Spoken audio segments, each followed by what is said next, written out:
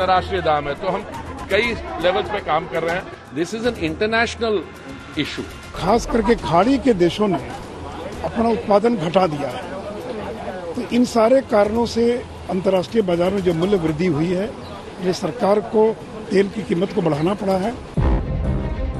भारत में जब भी तेल महंगा हुआ, तुरंत मंत्री हो या सांसद या सत्ताधारी दूसरे नेता, जिम्मेदार अंतर्राष्ट्रीय बाजार में कच्चे तेल के दामों को बताकर पल्ला झाड़ा गया। लेकिन क्या आप जानते हैं, कच्चा तेल अभी 2 महीने के उच्च स्तर पर पहुंच गया। कच्चा तेल अंतर्राष्ट्रीय बाजार में $84 प्रति बैरल तक महंगा हो गया।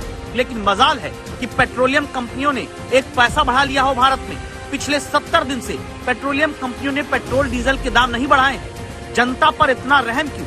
क्या इसलिए क्योंकि 5 राज्यों में चुनाव हो रहा है और तेल के दामों के इलेक्शन से कनेक्शन पुराना है? याद करिए नवंबर की कहानी, जब देश में पेट्रोल डीजल की कीमतें 100 रुपए लीटर के पार पहुंच गई थी। रेस लगी थी कि दाम और कितना चढ़ेगा।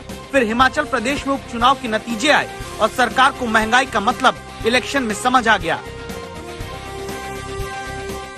स्वाभाविक रूप से कांग्रेस ने महंगाई को बड़े हथियार के रूप में इस्तेमाल किया और महंगाई मुद्दा थी और ये मुद्दा उनके हाथ में लगाई और ऐसी चीजें जुड़ते जुड़ते हमारी क्षति हुई है।